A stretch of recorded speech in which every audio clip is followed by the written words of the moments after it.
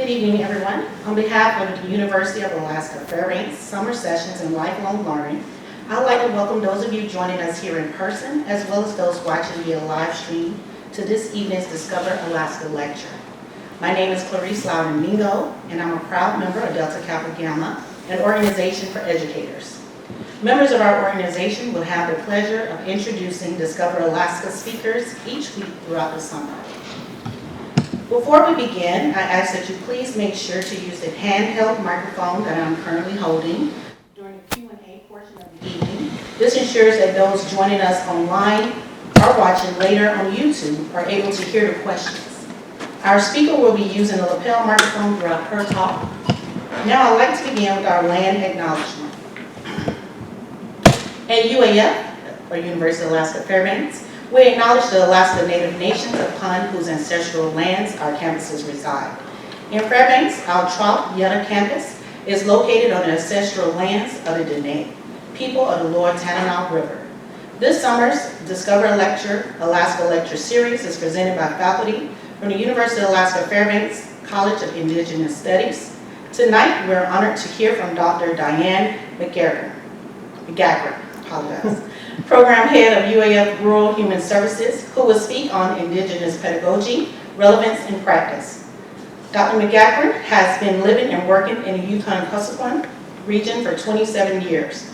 First, as an itinerant school social worker, 22 years ago, she joined the UAF Kuskokwim campus as faculty. She currently serves as lead faculty for the Rural Human Service Cohort Program. Dr. McEachern has received numerous recognitions for her culturally responsive work, including being named Alaska Social Worker of the Year and receiving the 2020 Usabelli Distinguished Teaching Award. Please join me in welcoming Dr. Diane McEachern. Thank you.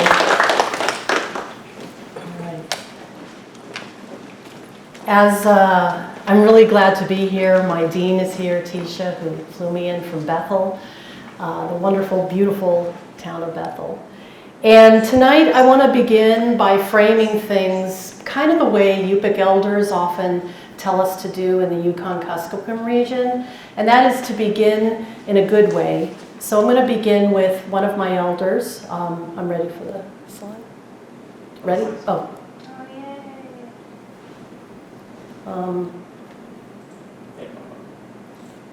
Yeah.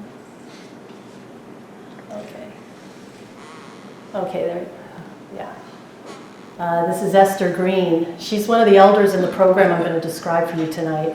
And I've reviewed my talk with her, okay? And so she told me two things. One, she hopes people who listen with an open, that their minds are open and clear. And she also said, now be sure to talk just from yourself, Diane. And I said, okay, that's what I'm going to do then. And so I'm going to do a couple of things. I'm going to describe for you the Rural Human Service, just the design, the structure of this cohort program for Indigenous adult learners. And then I'm going to share a little bit about what happens in the classroom. How do we make it a comfortable and safe learning environment? Then I'm going to share with you some of my lived experience as a teacher in this particular model, because I had some growth and development that I had to do. And I'm going to share a couple of those stories with you. And then I want to share some of the student experiences, and then also, as the cohort model that I'm describing has grown over time, it's gotten larger, more students, and it led us to doing some really interesting initiatives in research that I'm going to also tell you about. So the Rural Human Service Program, I'm going to give you a little sense of the design. It's a 2-year program. Students are flown in 1 week a month for 2 academic years for 34 credits total. We have a dorm at the Kuskokwim campus in Bethel. That's where they stay. My students tend to be from a wide range of work. They're all adult learners, usually in their 30s, 40s, and 50s, some in their 60s. And they might be a classroom aide in a village. They might work for the women's shelter. They may be a Head Start classroom aide, TANF worker, behavioral health aide, We have just a wide range of people who join this program, and all of their employers pay them their normal rate of pay for the 1 week each month that they're in Bethel. And so part of the design then of the program, in this structure, we try to have a very community-based learning environment rather than an individualistic one. We have elders are in every class. There's always 2 elders. They're part of the instructional team, and I'll say more about them in a little bit. We try to have our classroom as a holistic, culturally grounded environment. And one way that I try to help students begin to feel comfortable in a university classroom is I tell them on the first day of class, the first day of the 2 years, people are very nervous. Some of my students haven't been to college in decades, and they never thought they'd ever go to a university class. And I say to them, you know, in your previous education, what parts of yourself did you have to leave at the door? And they'll list things. My values, maybe the way I dress, stories that my ancestors told, just all kinds of stories of what they left at the door. And I tell them, you know, in this classroom, here's what we're going to go for. You're going to do really well in here if you bring your whole self in. But if you leave anything at the door and try to be a Western student, you probably won't enjoy it as much, and you probably won't do as well. And do you know, when I say that and describe it, I have students burst out crying. They have never heard something like that before. They have never been acknowledged in that way, where they are welcome and that the classroom is about them. And so we try to ground it in that way. It's very transformational and experiential learning is how I do my teaching. Their education is toward social justice and empowerment, and what my students will say, they want to change history in their communities. And they connect all of their learning to themselves, and all the elders tell them, start with yourself. You move out to your family, your community, your region. And so that's all the learning they take in. They're sifting it through multi-levels like that. And I need to create an environment where that's easy for them to do. And we do that by creating safety, comfort, and trust. And we work on that and build on that, because the cohorts are closed cohorts. So when they start in September for their 2-year journey, they're going to be together for that 2 years. And so we get very close and we form a really strong learning community.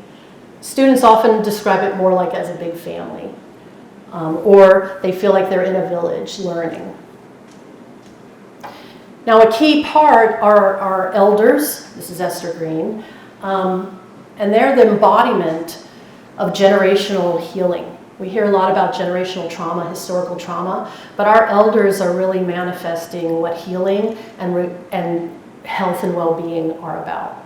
And they role model lifelong learning and resilience, and they provide cultural grounding and safety for the students.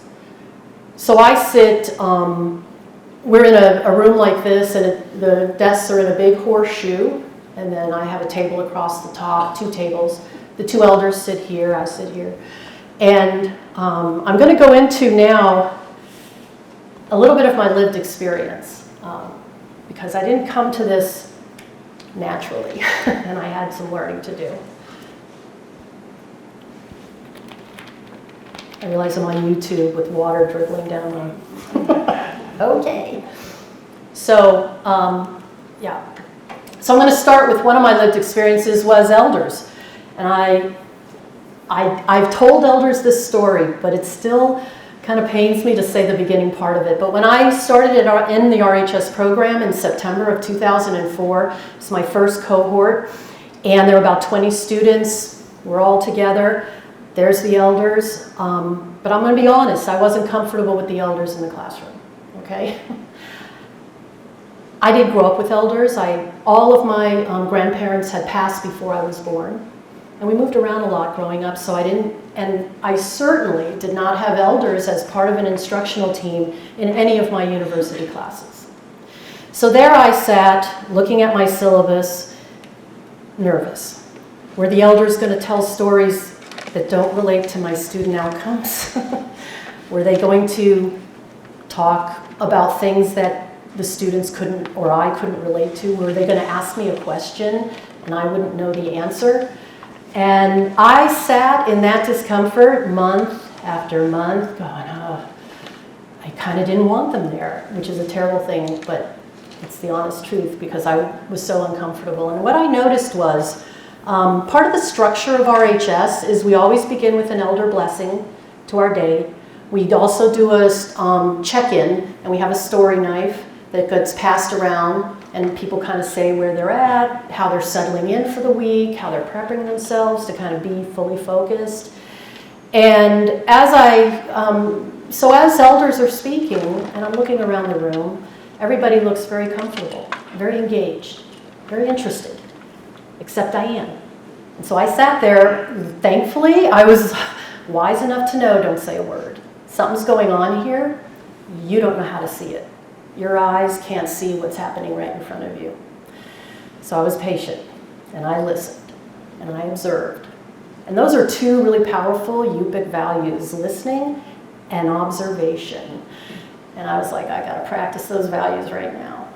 So along about April of the first year, it's our last week intensive before the summer, and in the morning the elders weren't there. And that's very unusual, but they had gone to doctor's appointments. One of them was Esther and the other was Katie Roll. So we did our morning, I didn't think anything of it. Lunch came, and everyone comes in, everyone settles in, two elders come in that door back there, and they slowly walk up and they sit down. And I realized, as I watched them walk up, that I felt a visceral sense of relief. And I sat there with that, realizing, oh my gosh, I grew within myself a place for the elders. And I almost get choked up thinking about it because it's so meaningful to have good relationships with elders. And they were all very patient with me too. So now, I can't imagine teaching without the two elders right there. And during breaks through the day, I'll check in with the elders. I'll go, how do you think it's going? Here's our next activity. What do you think we should do? Is there something particular you want to say about this topic? And so we have a nice relationship. Sometimes I take elders out to lunch. I show them my syllabus, what we'll be doing next time. And they love that because they want to be relevant and they want to be able to give to the students what they need. And that was another thing I had to learn because in the past, I had observed that sometimes elders were brought into the classroom as kind of like a spice, add a little spice to the dish. And I realized that elders were much more integral to the learning experience than that. And so I was very relieved to grow and develop. But, well, my learning wasn't done. So another aspect is, you can imagine the classes that I teach, counseling, grief and healing, interpersonal violence, substance abuse treatment, mental health and illness recovery. Every one of my students have been through it, either themselves or their families or their communities or our region. And what would happen is students would emote. There'd be a lot of emotion in the classroom. During our check-ins, there might be a lot of emotion, or we may be covering something and we need to stop and take some time because it's really bringing up a lot of things for people. And that was really uncomfortable for me too, because I thought I'm going to lose control of the classroom. Or I also thought, am I doing something wrong? Are they going to be able to learn if there's so much emotion? And so I puzzled over this. And I thought, well, wait, Diane, look around, everyone's okay. You're the one with the problem. So I went back, spent some time with the elders. I said, all the emotion in the classroom. And when I would be in Fairbanks, I'd have faculty who taught out here who would challenge me and say, you one person actually said, you should, if someone's upset like that, you should refer them to the school social worker, like the counselor on the campus. And I thought, well, now, what am I going to do? Refer everyone? No. No, something else was going on, again, that I didn't fully see. So I'm talking to my elder friend, Esther, here, and I said, the emotion in the classroom, all that. And she said, oh, Diane, you might not know this, but learning and healing can't be separated. They happen exactly at the same time. And I just went, whoa. And she said, and besides, didn't you tell them to bring their whole selves in? Because she's kind of funny that way. And she catches me. I said, okay, touche. Yes, I did tell them to bring their whole self in. But that idea that learning and healing are coterminous, they happen together.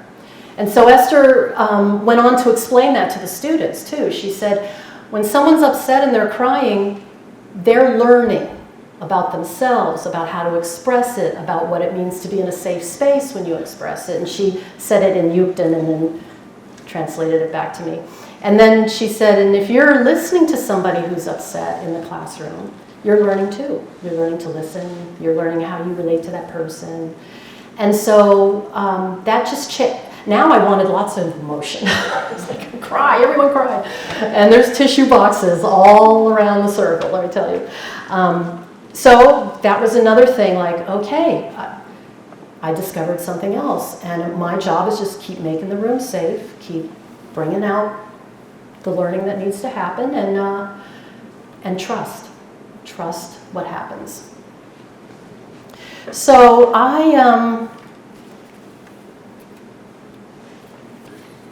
the other thing is, I'm a social worker. So when I see a lot of emotion, part of me thinks about clients, right? Like, oh, clients, and how would you counsel them? So then I asked myself a really a big question one time. I said, Diane, do you see your students as clients? And I did. Well, it was something I had to really interrogate and explore and dismantle, because I didn't want to see them, because they weren't clients, they were human, they were fine, they were just emoting about life. And they were always okay too. We laugh a lot all day long amidst all the things that are happening. So I did learn over time to genuinely see my students as my peers and my colleagues.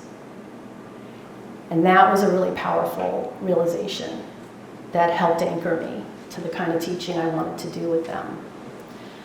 As a matter of fact, one time,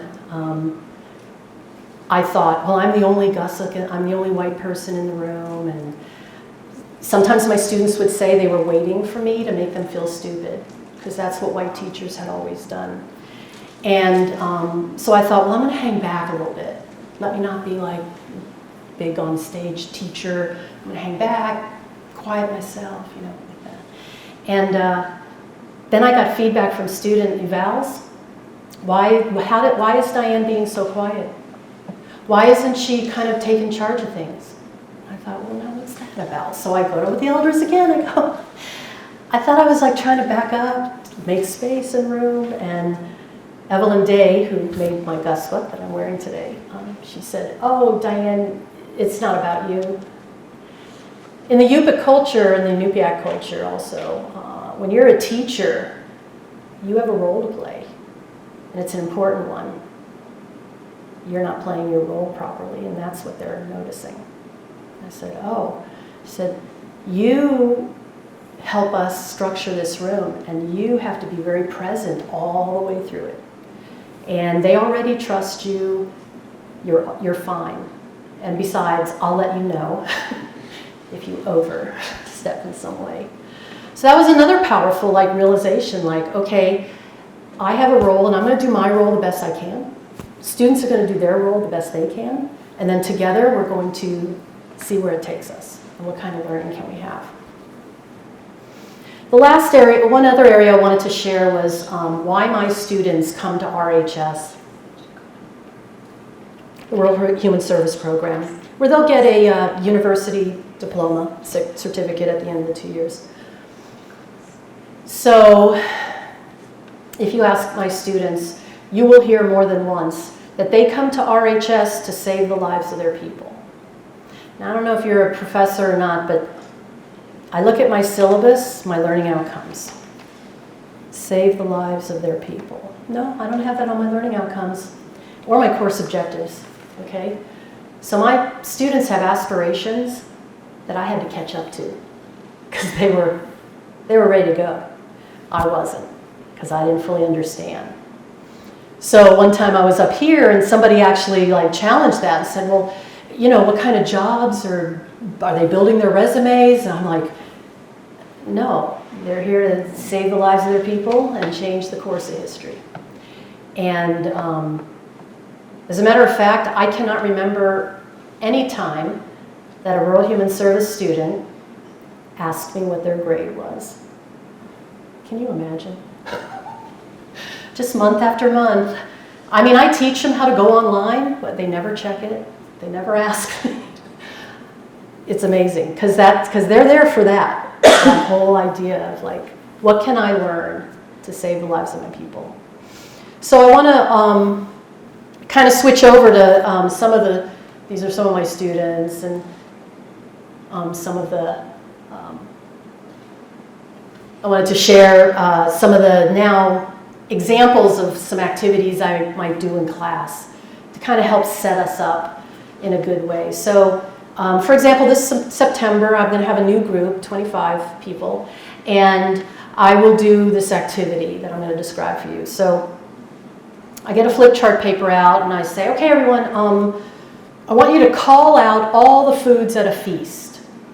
And, you know, they have fun, like, oh, bird soup and walrus and caribou.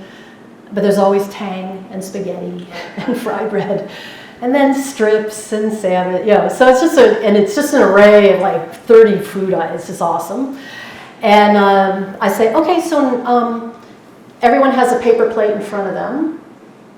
Let's say you go to a feast, and here's what's on the table. Which of these, fill your plate up. What's your first plate? Right. So then they have a lot of lip smacking, and they're all excited. Oh, yeah, this, that. And they draw it on their plate, and I say, okay, great. I said, now let's circle all the foods that are only traditional foods, like totally traditional. We circle those. It's about half and half, sometimes 2/3 to 1/3. I say, okay, so now looking at your plate, does anyone in here have every single one of these things on your plate? And they're like, no, how could I do that? I said, well, why don't you have every single food on your plate? Well, I don't like everything up there. Fair enough. If I ate all that, I'd be sick. Yeah, I guess you would. Anyone have only one kind of food on their plate? No, most people have a mix. And I said, okay, so how I want you to think about this is your education in RHS is like a big feast, and you are a hunter and gatherer.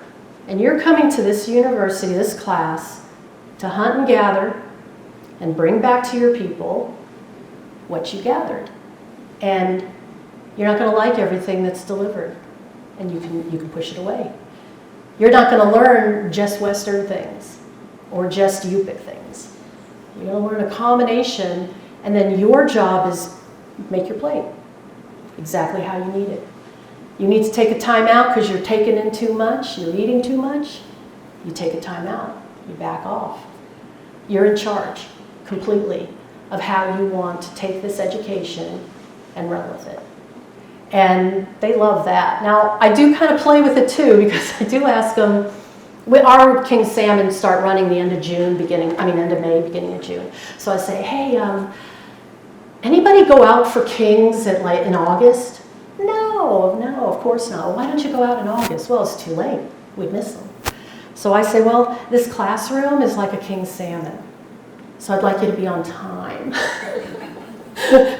and they start laughing because they're like, oh, Diane, you got us. And I said, yeah, I got you. King salmon, no one's late for it. And you all are hunters and gatherers. You've come, and now you're going to go back to your community, and you're going to share, because elders tell the students everything you learn does not belong to you. It's not a possession. It must go through your whole system, land in your heart, your head, your body, and then you share it back to your community, just like in the old days when people would hunt or gather, and when they came back, part of the role of a hunter-gatherer is to tell the story of the hunt in much detail, because that's knowledge. So my students really enjoy that, and you can see how they develop a lot of confidence over time. Now in the beginning, they're very shy, and I have had students that'll go September, October, November, they won't say a word. All week long, they won't say a word. When we check in, they pass the story knife on, they're not going to speak. And that's okay, because UB people are awesome listeners, very powerful listeners, and I know they're absorbing. I know they're taking everything in. But then we start to see them get their confidence, and they start to participate, and we celebrate that, and we usually have fun with that. As a matter of fact, this last April, when it was the last class of the 2 years, and I had someone in their mid-20s, she'd been very shy for a long time, but she had started to come out of her shell, and when it came time for her to check out, because we also check out at the end of the day, she said, "Oh, Diane, I plan on talking for 20 minutes, and I don't want you to stop me." And all of us were like, "Yes, Margaret, keep going." So we have a lot of fun in that regard. Another thing they do is, so all of the week long, there's a lot of activities. I design, I don't lecture much. I provide information, knowledge, set up ways to practice, set up ways for them to teach each other, set up ways for them to teach back to the class. Small groups will teach back. So one time after the 2 years, it's April again, it's the last class of the 2 years, and one of the students says, "Hey, Diane, we've been thinking, would you mind doing that Western thing?" I said, "What's that?" He goes, "Well, lecture. Could you just be like a Western lecture and we'll take notes?" And I'm like, "Y'all want a lecture?" I said, "I can deliver you a lecture. Get your notebooks out, let's go." And we had a lot of fun. I gave a lecture. They took notes. But later when I reflected on it, it had another layer of meaning for me. And it was that my being a Western person didn't feel to them like a weapon anymore. It was a tool. And they could mine whatever my culture had to offer, but they could own it. And they were empowered in that way. And so we really had a lot of fun that day, and we laughed a lot about that. So when you have a classroom that's structured like this consistently, has a structure, the environment, the students just bloom. I mean, the confidence that they get, because they're in a university classroom and they're the majority. Some of them who have gone to university classrooms in the 80s and 90s, they would say to me that I would sit in the back, I was the only Native person, and I never spoke. I didn't know who was even sitting in front of me. And so in this situation, we flipped the script. So now they are the main student. Well, in my cohort, we have 2 cohorts, so I'm going to be talking about the one I do. All of the students are from different tribes. So that's also really amazing. And what happened was, when the RHS program, students started saying, "Is there more?" Like around 2002, because RHS had started about 1990, and it was developed by elders, community leaders, and faculty to design something that could get, so that Indigenous rural folks could have access to get behavioral health training so they could start to provide services to their own people. So by the time we get to about 2000, there's been about 5 cohorts, and they're asking. So I met with some colleagues like Dr. Jessica Black and Judy Shepard, and we got together, reviewed all of the RHS curriculum, the Associate in Human Services curriculum, we retooled all of the course objectives and learning outcomes so that when they finish with RHS, they're also halfway done with an associate degree in human services. And we have a cohort program for them in that program. And we do a blended delivery. So they come in for 1 week, do Zooms, come back and finish 6 credits each semester. And then they like that so much, we decided, well, we better add a Bachelor of Social Work. And we did, with a blended delivery, elders at every intensive, almost all Indigenous people going through this pathway. And it was like amazing to see. And so what I do is in RHS, the Rural Human Service, I lay groundwork, I share concepts that are like at a bachelor and master's degree level. And then when they get into HUMS, I do the same thing, so that they're always working on 2 degrees almost at the same time. Well, after people were getting their Bachelor of Social Work, then they decided, well, let's not stop. So now we have people who have gotten their Masters in Social Work from UAA. And then, no, that wasn't enough. We have 2 students now who are in the PhD program in Indigenous Studies. So throughout this whole academic pathway, we anchor it in an Indigenous pedagogy, much like I had described earlier. And it's been effective. Now in my region, the Yukon-Kuskokwim Delta, 27 years ago, I couldn't name you, not an RHS, but I couldn't name you an associate in human services, a bachelor's, let alone a master's in social work who was Indigenous. And now they populate all the agencies. They go on for their bachelor's, their master's, have a couple going for their PhDs. And so it's a really powerful testament to, if you design it right, they're going to be fine.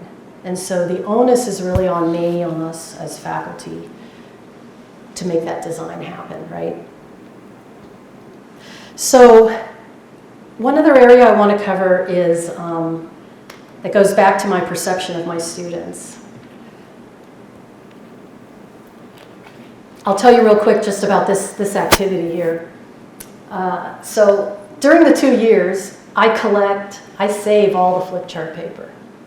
All the flip chart paper that they do small group activities on, that they present to the class, all of it. Now this isn't the whole cohort, there's about 10 people missing, but this was an activity that we did. So on the last day of class, I dig it all out, and I lay it all down, carpet the room, and we have chairs actually around the circle to say goodbye and to do our checkout. And what I like to tell my students is, as you look at all these flip chart papers, guess who all that writing is? It's mostly you. It all came out of you. You don't need it anymore because you already got it. And that's where we then take these, and sometimes we burn them, sometimes we carefully fold them and throw them away. But that's an example of one of the activities that we do. So the other thing then is, as I was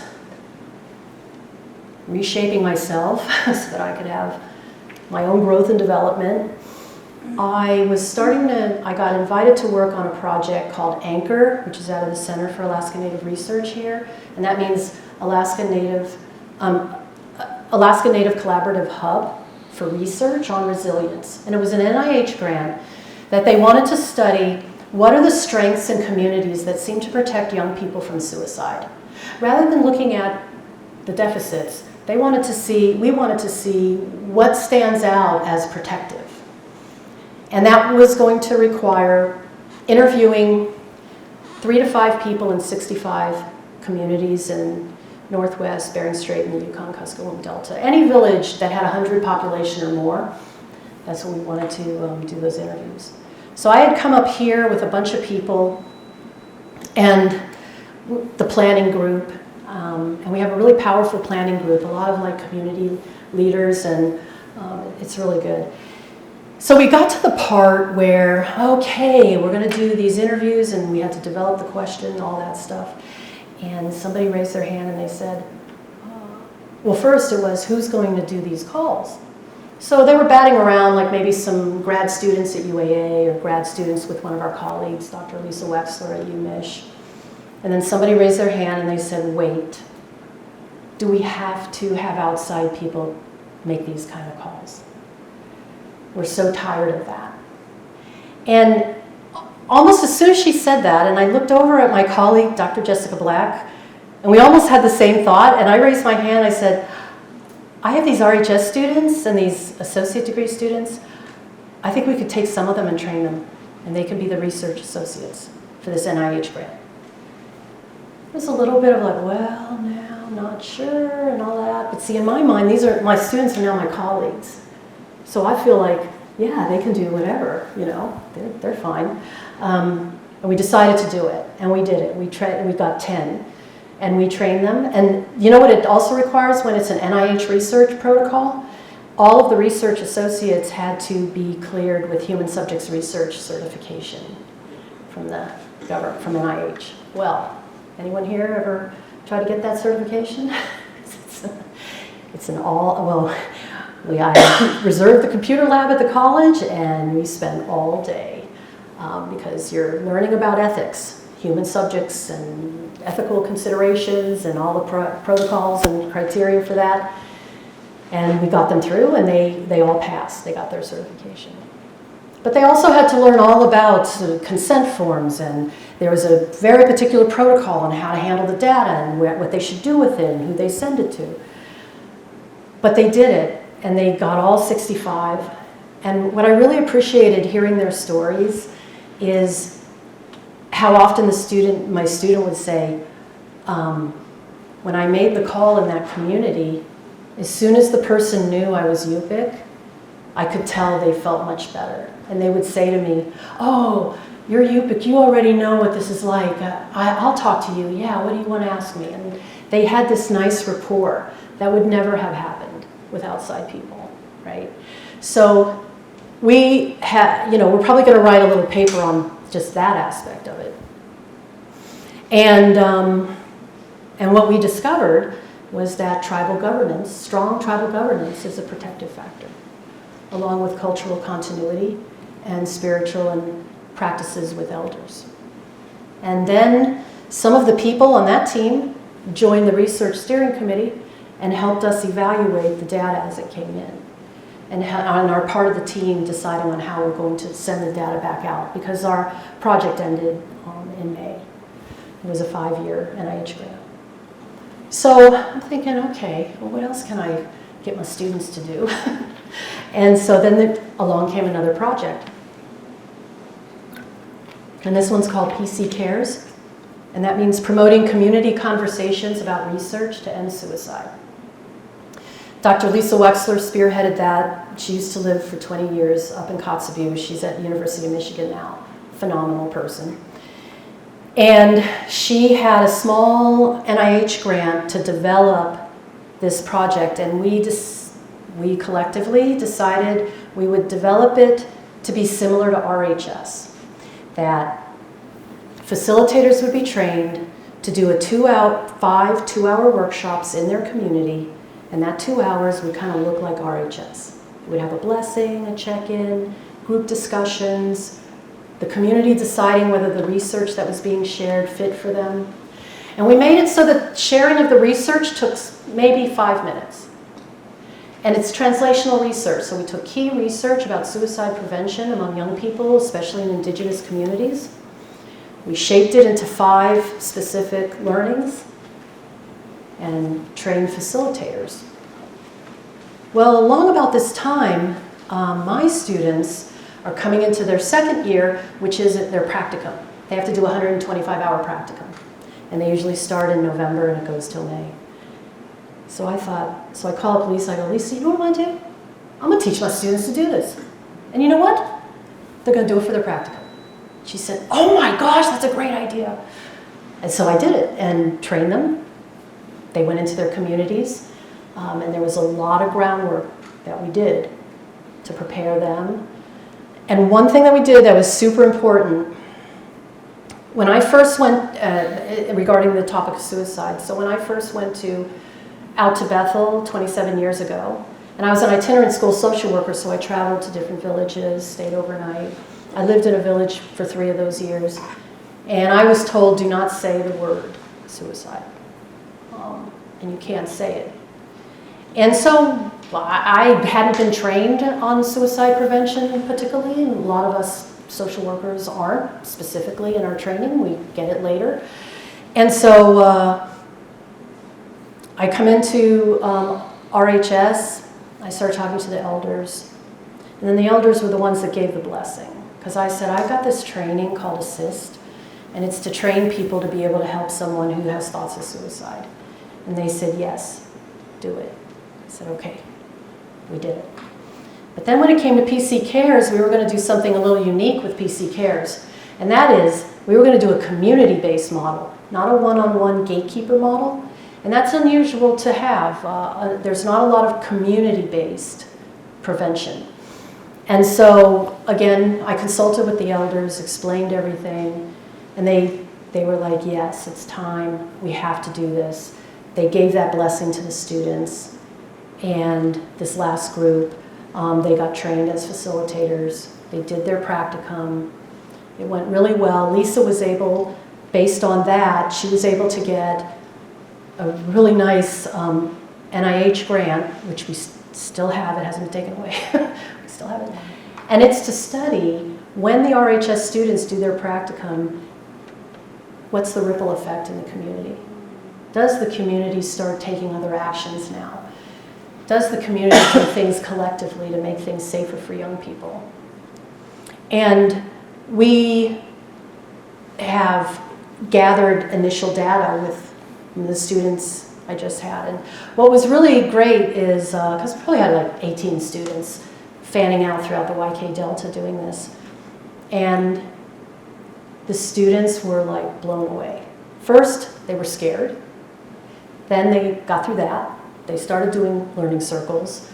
Community participants would come, and we designed the manual so that the student didn't have to know everything. They didn't have to know the answer to questions.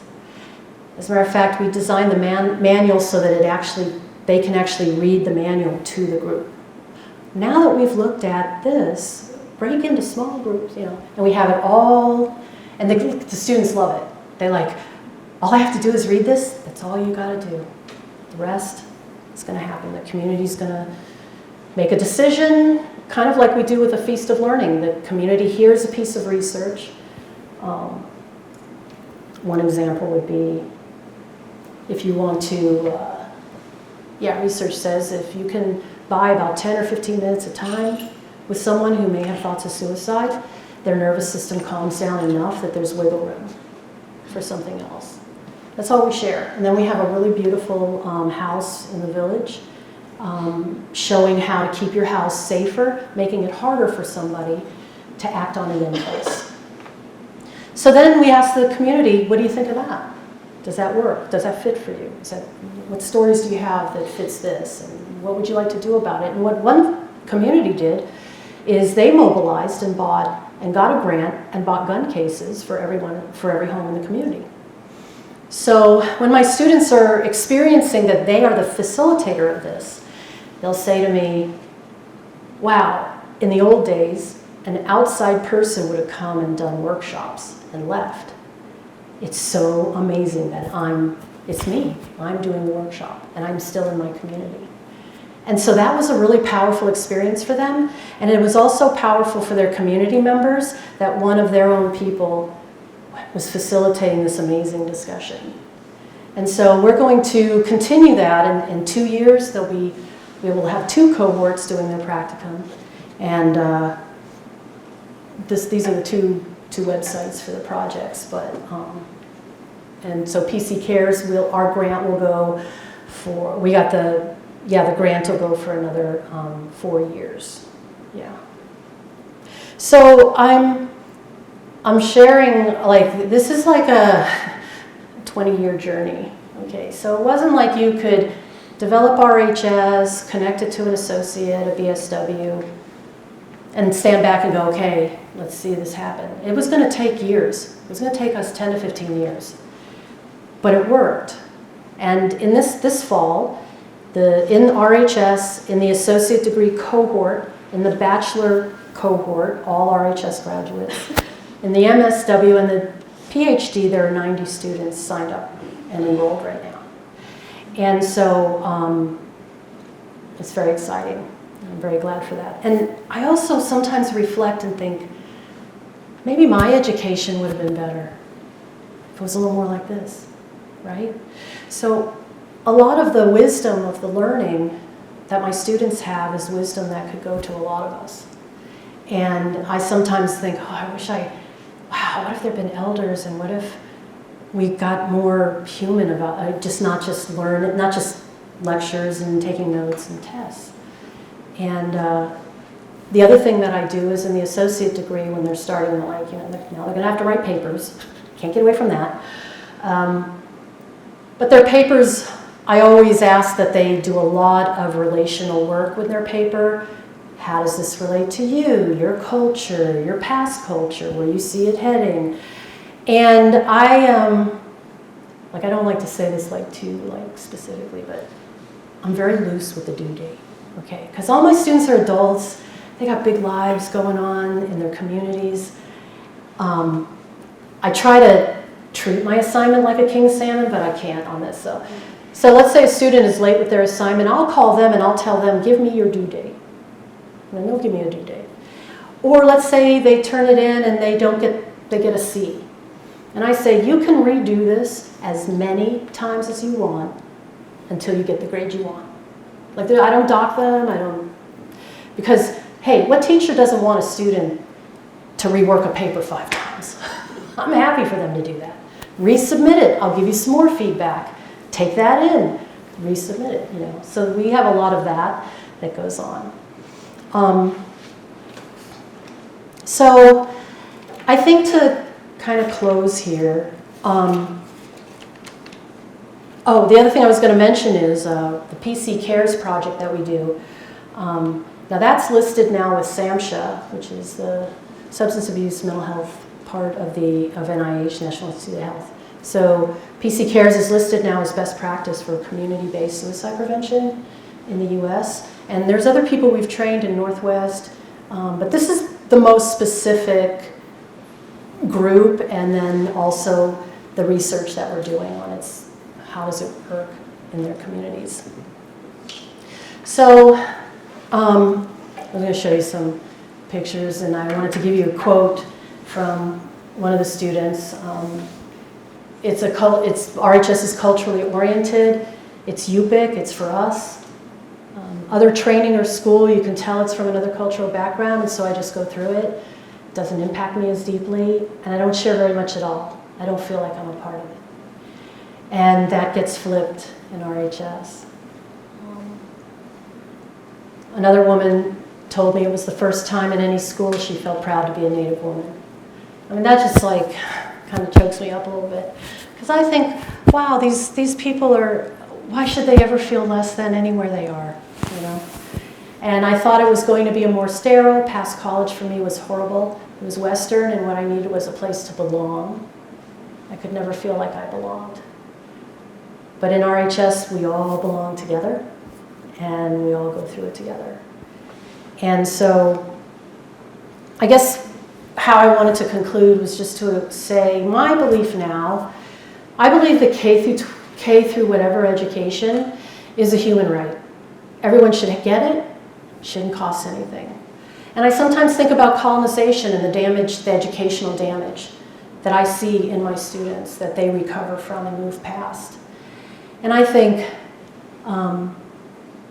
if we took away their education, if we forced them this way and that, then we need to give their education back for free. We took it, we're giving it back, and this is one way we're trying to give that back to them. I also believe that for Indigenous people is a human right that they enter a classroom and feel that. And I think that is on that level as well. And I also know that, like my students, I also had to grow and develop. I also had to challenge myself. Because I had to meet the university standards of a 2-credit course or 3-credit course, but do it in a way that is how I've described. And I think we do that. I think we do that really well. And I think that's my talk. This is Esther and Katie, the 2 elders who came from the back of the class and walked up. And I was like, oh, they're here. I'm so glad. And so anyway, they're just really wonderful elders to have in class. And the last thing I'll say, when you know elders like this and students like I have, your faith and knowledge that they're fine, they're going to be okay, is rock solid. And I really appreciate that. So thank you for listening, and that's kind of my talk for this evening. I'm happy to take questions or comments. Before we begin the Q&A session, I'll remind everyone again to please use the handheld mic so that your questions can be heard clearly on the live stream as well as on the video recording. So if you have any questions, just raise your hand and I can come to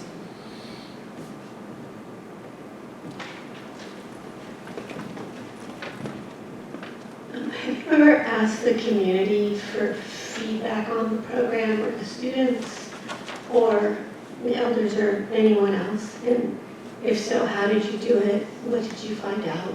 Oh, okay, great.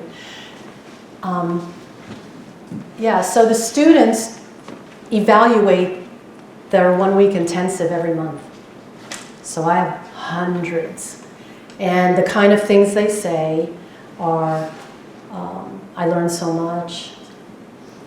This is helping save my life. I'm a different human being now. I feel much more confident, like I can help my people more. So there's a lot of comments like that that they express. Communities, here's the thing. I don't have to, I don't recruit, okay? I have people writing me periodically, hey, I want to get into the next RHS cohort.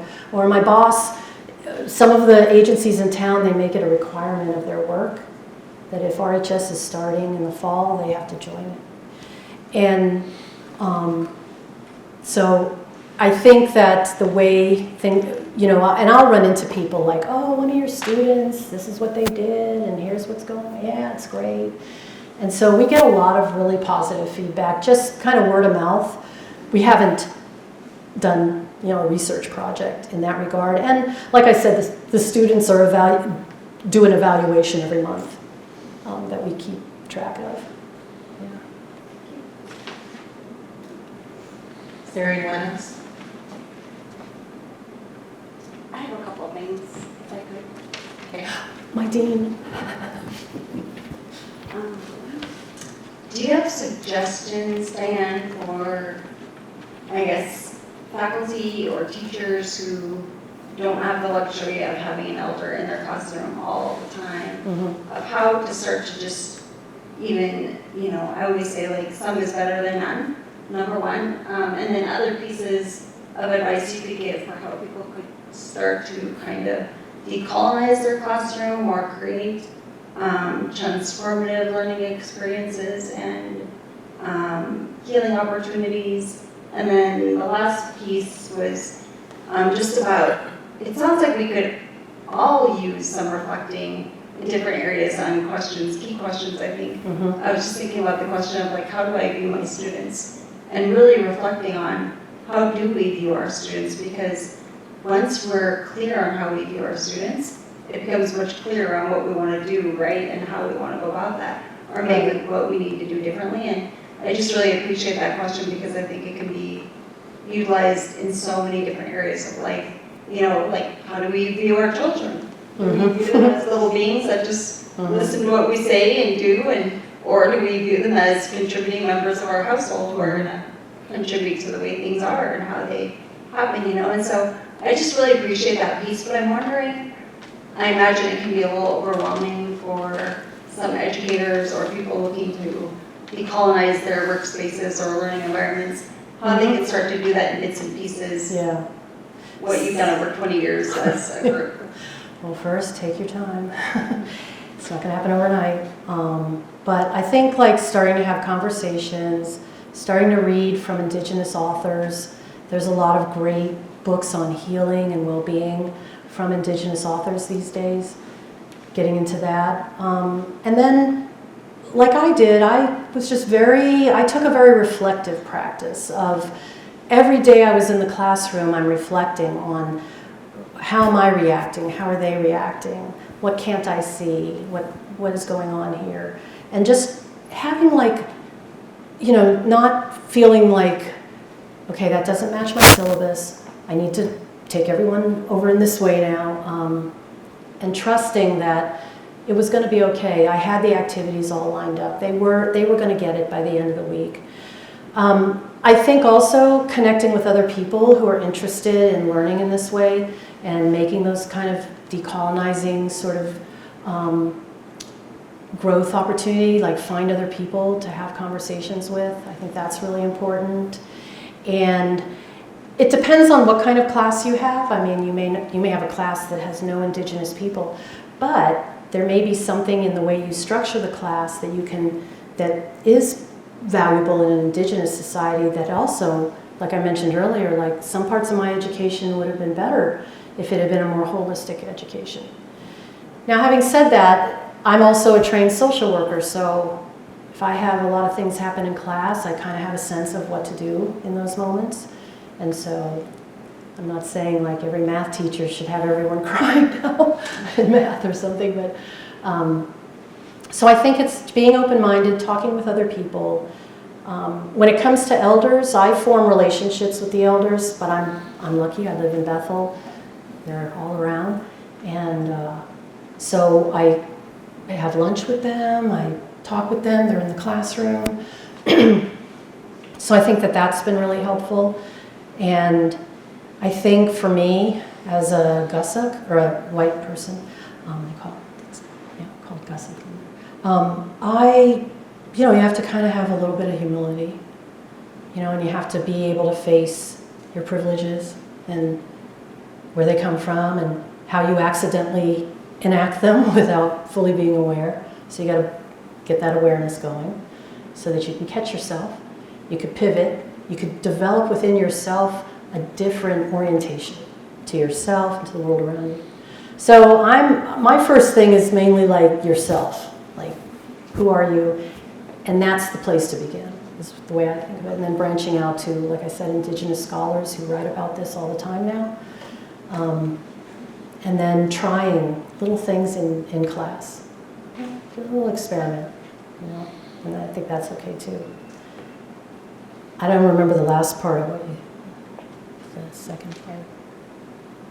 So I think you covered everything, but in closing, I'll just share one last thing, because I also taught RHS, and I remember back when I was prepping for my first RHS class, and I have to tell you, I picked up Grandma Elizabeth Legal. I was so nervous. So being Indigenous does not take away the nervousness. But with the elder? My perspective was so opposite of yours, where you went in and you were like, oh my gosh, are they going to stay on track with what I'm teaching? And are they going to tell a story that relates? And I kind of went into it and I was like, oh my gosh, how prepared am I going to be for her to boss me around? I got to be ready to be on it. She's going to tell me exactly what to do, and I'm going to do it. And I got to be prepared to know what she's going to tell me to do on Monday morning. And because I had come from an upbringing of, when your elders speak to you, you listen and you do as they say. Yep. Trust that they know what they're doing. You don't really question like, what's the reasoning behind it? You just do it. And so it's so interesting that we both had that kind of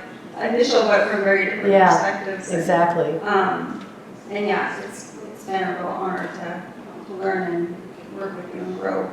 I'm more at a point like where you are, like, I got to do whatever they say now. I just roll with it. But, so that was my growth on that too. Yeah. So, I don't know how you like to conclude.